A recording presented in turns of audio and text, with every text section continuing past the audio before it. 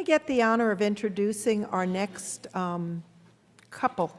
But before I introduce them, I'd like to give you a little orientation to why we have developed a program, and they will then tell you about the program. This is a presentation that doesn't start out with a first slide of introductions.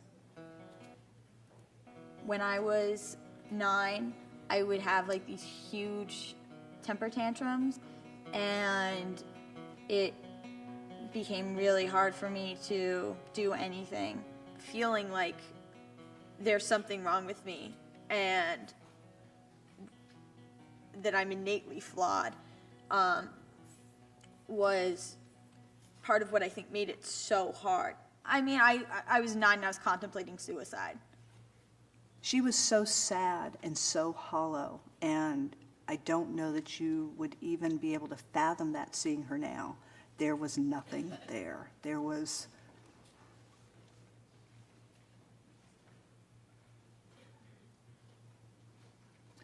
She'd just basically given up. So this is often the way families come into our Family Connections program, filled with pain, with a lot of difficulty in being able to manage what's going on in their lives. We also know, though, that family members staying the course with their relative is very important, and we have a study. Somehow the slides got a little confused here, so I won't worry about them. We did a study about 12 years ago on a construct called expressed emotion, and what that study showed was, contrary to any other psychiatric diagnosis, that the more emotionally involved family members stay the course with their relative, the better the patient or the relative fares over a one-year time span. That was what the research showed. So given what families go through and the fact that things are very difficult, they're worrying about suicide, they're worrying about self-injury, and on the other hand, their emotional involvement is crucial for their relative, we realized that we needed to come up with some sort of program to help family members stay the course with their relative. So what you'll be hearing today is about our Family Connections program. This is a program that we now have in 16 countries. We have had maybe 3,000, 4,000, 5,000 people who've gone through the program over its 12-year existence. We have a wait list that's so long, I'm embarrassed to tell you how many people are probably on it. But it is a course that works and has changed the lives of family members, and we believe in the long run also changes the lives of the person with BPD. Research showed that actually the levels of burden, grief, and depression go down when family members attend the course, and equally important, their sense of empowerment goes up, meaning that from the skills that they've learned, they're able to manage situations in a much more effective way. It's now my pleasure to turn over this part of the program to Anne and Matt Costello. These are married couple with 3 children. They will tell you their story, but they're exemplary in being Family Connections leaders. I don't even know how many times they've run this course, probably maybe a dozen, 15 times. It's a 12-week course. When they finish the course, the next Sunday they start over again, and each week they're in White Plains running the course for family members. They also run support groups. They're incredible, and they really show what families can do, and families can make a difference. We also have other family members out here today who are also Family Connections leaders, so we want to share with you the program, hope that maybe if you're a family member or you work with families, you can think to have them attend the program. We also do it by telephone, so it's all over this country and as well as other countries, as I said. So it's my pleasure to introduce Matt and Ann Costello.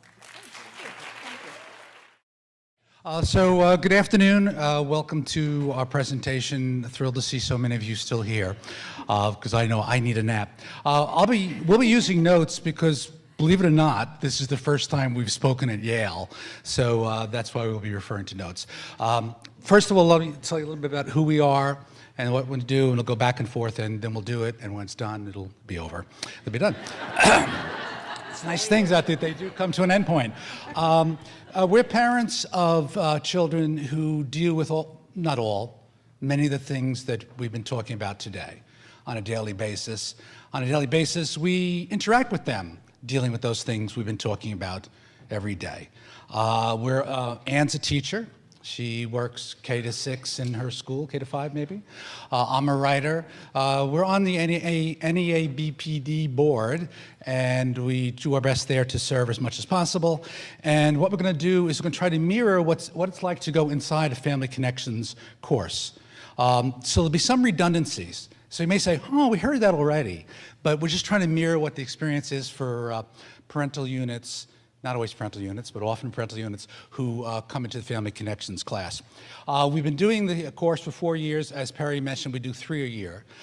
We do it at New York Presbyterian White Plains. A lot of luminaries. There's portraits of Otto Kernberg and other people on the wall. They look down at us. They seem okay. They don't seem terribly displeased with us so far. Not judgmental. Well, who you'd expect them not to be. Once a month, we do a support group of alumni, and lately we've been getting 40, 45 people coming to that for a little skills review.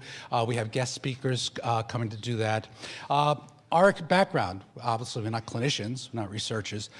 We've been to 3 trainings run by Perry and Allen and NEA BPD. We've also gone to a behavioral tech training that was done in Greenwich a year or so ago with Adam Payne and Alec Miller. We went to the NASSPD conference in Boston, brain and behavior conferences in New York. We try to get as much information as possible because we specifically are not trained. And then we try not to go beyond our role, which is not to be therapists, but stick to the skills that are relevant to working with parents. And that's what we do. Right. That's a key word, is we're not therapists. And as time goes by, parents begin to believe that we're therapists, and we have to always go back to the skills. We do a free 12-week class, 2 hours every Sunday morning. We ask for a very small donation that goes to NEA BPD.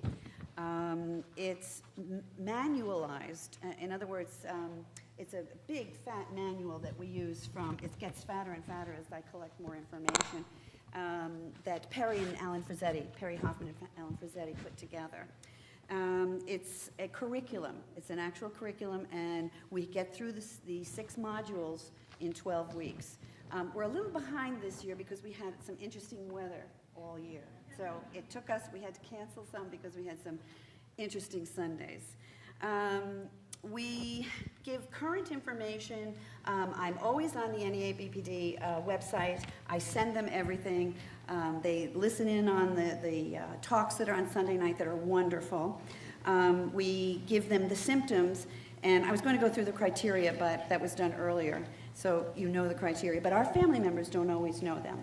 So we go through them and we elaborate on them, such as what would be the cutting and pulling of hair and all kinds of things that they do. We have 2 children who have borderline, by the way. Our oldest child just had a baby himself, so he's in good shape. We go to all the NEA BPD functions that we have. We go to lots of conferences. With a family member, we continue to give them skills. The skills come later. We start with information, but we give them skills later. Sharing, we do sharing. And I'll get to that, of how we do the first day sharing. And we always do an activity so that they can meet each other and they can meet other families, and they get to talk about things that we give them something to talk about, like, oh, that's a good title for a song. Like, for instance, we would say, is there something you can't validate right now? Or is there something you haven't validated that you'd like to validate? And then we give them a couple of minutes and they share, and then they come back to the group. Let's see. We get our families no, that's coming later. Let's see. We teach the families the language that the clients get, that their children and their loved ones get if they're taking DBT. So our classic one in our house is when our son wants something, he'll say, can I do a deer man on you? And so we know what he's talking about. And we'll do a deer man on him too. And we do it with love and joy, and we laugh about it. We keep it light. The Family Connections is actually complementary to whatever DBT family members get on their own. The difference is that after our loved ones go to therapy, they come home. And we have them 7 days a week, and only 1 hour they're in therapy. So the Family Connections teaches the families how to remain calm, how to have the skills that they need in order to keep things calm, and to be complementary to whatever kind of therapy they're getting. Okay? So how do people find the program? How do they find the program? They go through this wonderful manager we have that has been a virtual manager for me for a long time, Kim Illowit, who's sitting right there. She's our manager. They go to neabpd.com, and there's a space there for families, and they click on families, and it's a drop-down menu, and it says families register. So Kim gets all the registrations, and it always has their address, their state, their zip codes, their phone numbers, and things of that sort. So when I want to start a new group, I will get in touch with Kim, and Kim sends me downstate New York, a little bit of Connecticut, and a little bit of New Jersey. And we get the Bronx and Queens and Manhattan and Brooklyn and all of that. We get a lot of them. The registration goes all around the world, through Canada and different countries. It's pretty amazing, and she's wonderful. Okay.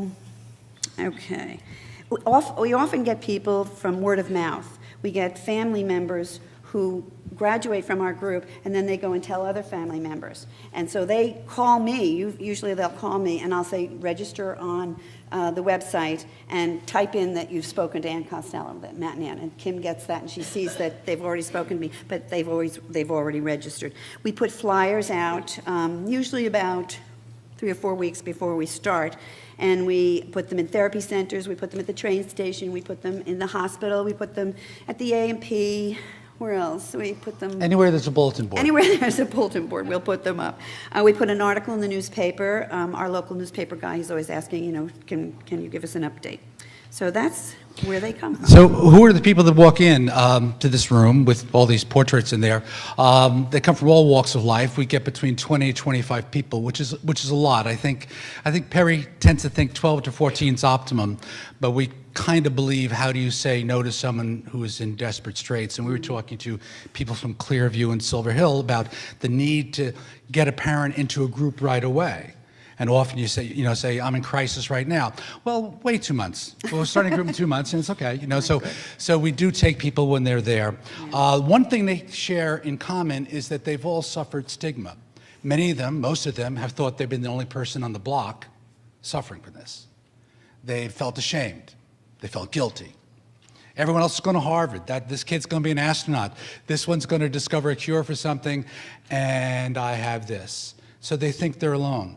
So they walk into this room, and there are all these other people. I thought, sound like Jerry Seinfeld there. There are all these other people in the room who share the same, and all of a sudden, from that first moment, a bit of, if nothing else happened, a bit of that stigma disappears because they're not alone.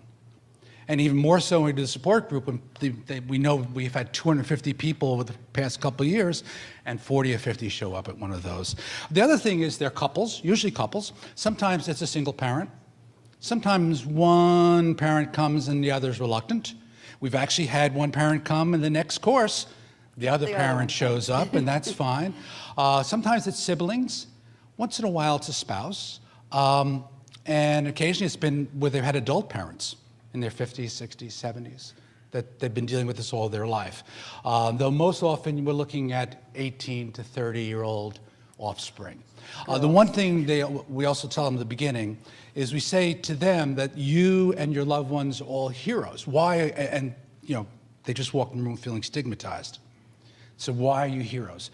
Because you and your loved one are both dealing with something that most people on the planet don't have to deal with it, and you're here. And whether it's climbing Everest or diving down to the bottom of the ocean, that certainly is heroic. So, and we kind of reinforce that as we go along. Okay, so the first day they come in, they're very shy. Everything's very quiet. Prior to their arrival, I send them an email, and I send them the attachment for Module 1. So they get the Module 1 on their computer, and they print it out. I ask them to print it out.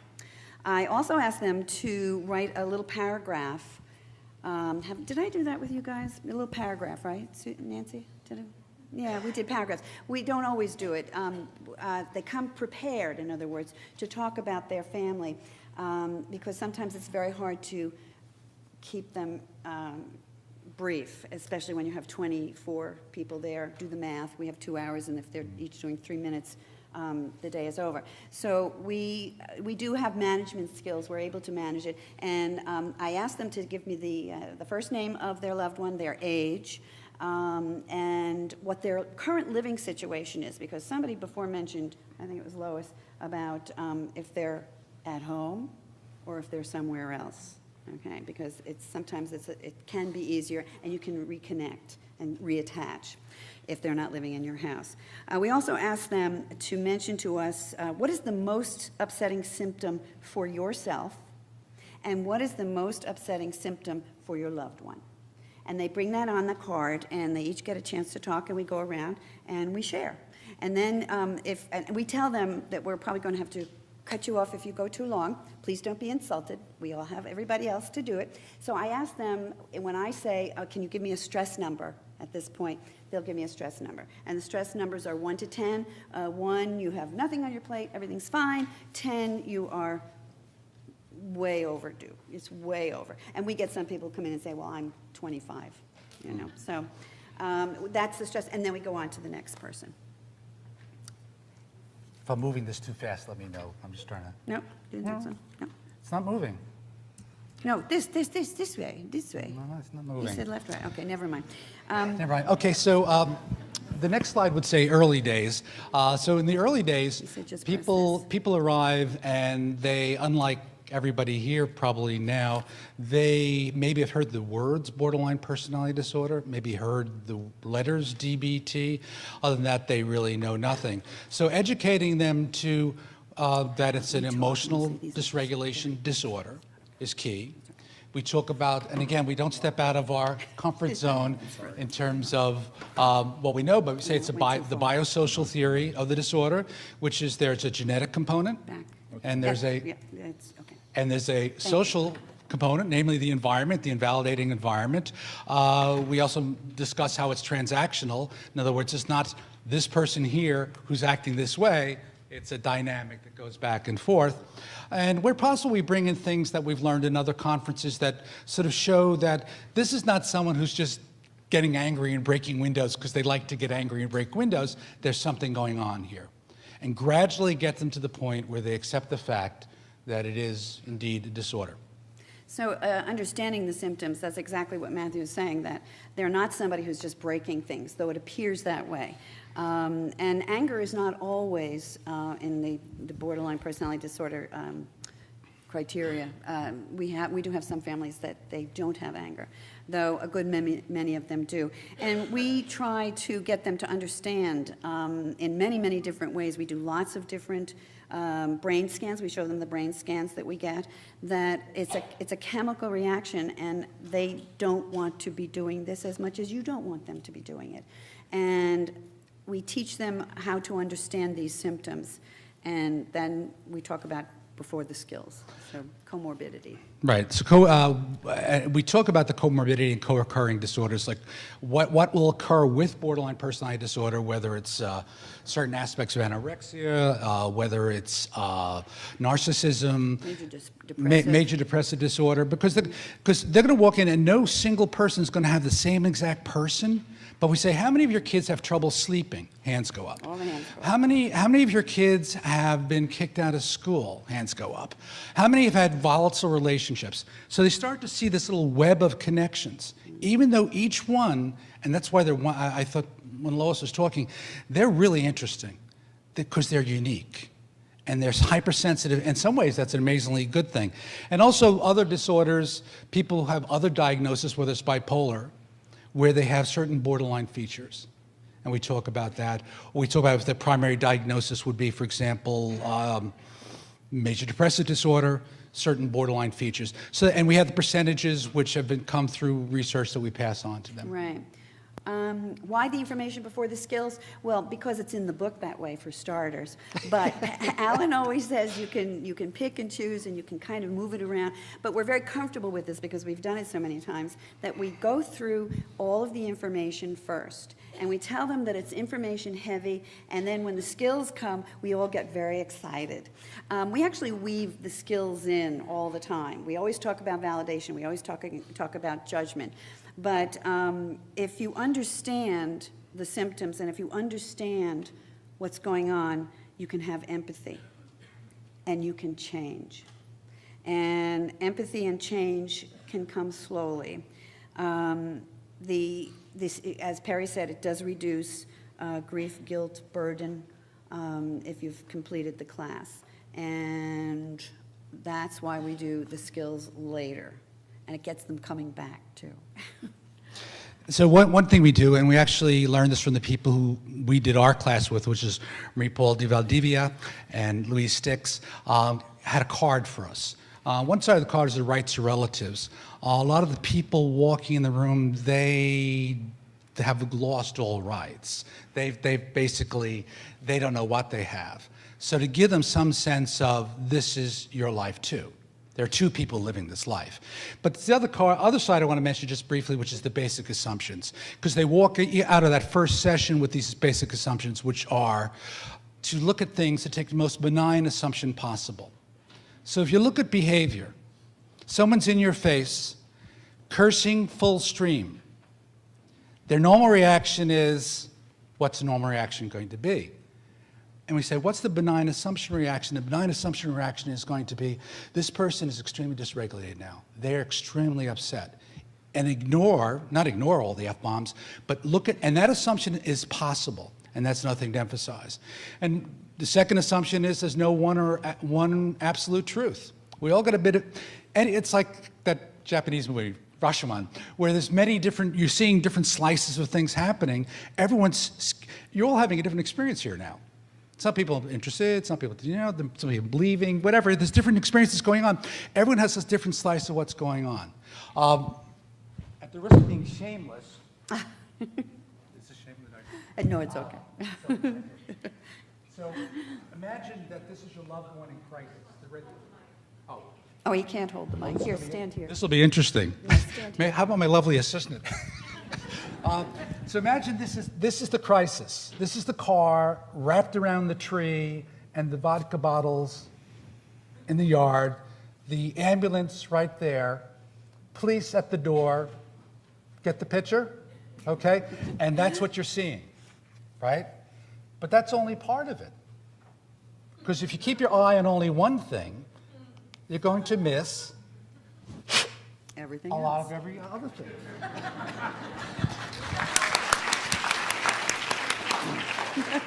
I'm doing two shows a night at the Holiday Inn there. So we try to say that even in the moment of the car wrapped around the tree, and the vodka bottles and the police and everything, there's a lot to take in. There's a lot to see there, and the policeman will have it their truth. Your loved one will. And the last one is, well, the last two is everyone's doing the best they can in the moment. Make that assumption because it'll keep you regulated. Even if it doesn't look very pretty, if you go in with the assumption that's the best they can do at this moment, just think how that keeps you regulated. And then the corollary of that, if I said that word correctly, is everyone needs to try harder or keep trying. So right now, that's the best we can do, and let's go forward and explore how we can do better. We have a lot of parents who come in and say, well, we're done. We've had enough. This is it. And they say, well, you're here, and that's good.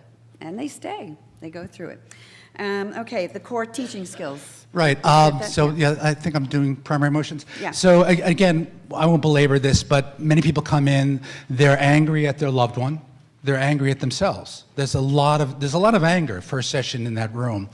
And what we try to show them is anger feeds off judgment and it feeds off other emotions.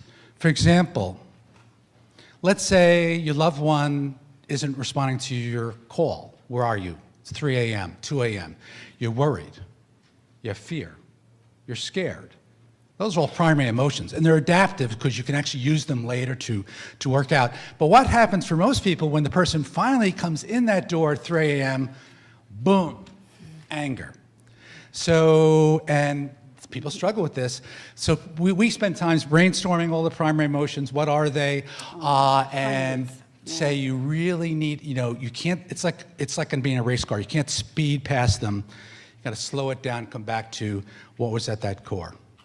If a stranger walked in your door at 3 a.m., you wouldn't care. It's the fact that this is a loved one, someone you care about. Right. Validation is the next one that we do, and a lot of them have never heard about validation. They don't know anything about validation, but it has to be done non-judgmentally. Validation is, you can validate feelings, you can validate emotions. A lot of them think that the family member perceives that as agreeing with them, that they're going to stay out all night, and you say, well, I see you'd like to stay out till 3 o'clock. They say, yeah, okay, bye, and they go. And it doesn't mean that you agree with them. You're simply using validation statements. We have a list of maybe 50 or 60 validation statements that I've gotten from Alan, and I've gotten from Perry, and I've gotten from Marie Paul, and I've gotten them from all of our family members, and I send that to them. They all have that. And we've actually had family members tell us they put the validation right in their pocket. And another one is taped right where the phone is, so when the phone calls come, they can validate. Because it's not intuitive. This program is not intuitive. It's not how we were raised. And if we continue to raise our children the way I was raised, which was not so good, you can't help your borderline. So the parents have to change. The family members, they're not always just parents, but the family members have to change how they respond to their loved ones. And validation, as somebody said that before, is the core of the program. Validation. I'm aware of time, so I'm going to rush through the next one. Observing limits. Some people arrive and they've not ever, at least recently, been able to have limits or know what limits are. They're sort of in the sea floating along. So we teach them to identify limits in their own life, that they can turn themselves into a rock, that the word no can be said with gentleness and love. It's said thoughtfully, and that finding your limits, even if you don't know what to do about it, let's say a situation you don't know what to do about it, saying this exceeds my limits, at least plants a flag for who you are, what your values are, and your loved one's going to know you have those values. So it's a little turn that people have to make to sort of regain the fact I can have a limit. And it's different from setting boundaries. It's not putting a fence around the person. You're identifying what you can do. Right, you can't make them do anything, but you can decide what you want to do. Our children now know when they call up and ask for something, say, I know you have to talk to Dad. And we always say, I want time to think about it. That's also a key thing that we tell our families. Take time to think. You don't have to answer right away. The next one is mindfulness, and I think we all know about mindfulness. Our family members don't really know about it, but teaching them is a true gift.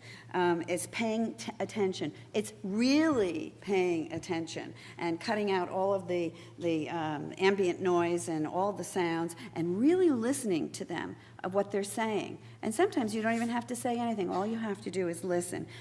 We are very big on meditation, and of course you can do the meditation that Deepak Chopra just did. He did the 21-day meditation. But we have one that we send our families. It's called GetSomeHeadspace.com.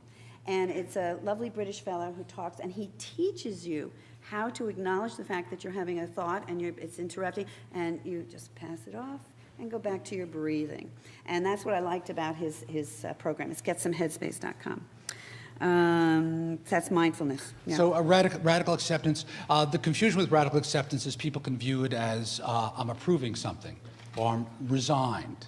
And we say, no, radical acceptance, and this is tricky. We keep coming back to it, dealing with it. You need to go over and over again. Radical acceptance simply means you accept that this is reality. This is the universe. The asteroid has hit the planet and the dinosaurs are gone. We've hit an iceberg. And now how do we go forward from here? Only with radical acceptance, I think we've come to believe, only when you do that can you actually start looking at change, when you look at reality. And people have said things like, I don't know how to accept that. How do I accept that? And the simple answer, maybe it's too glib, is, well, if that's the reality, then that's the reality. And then we teach, about going out and looking at the sky and saying, okay, universe, the universe makes its own rules, and whatever happens, happens. Right. Struggles. These are struggles that our family members often have when they come in. They struggle with anger. They're still angry.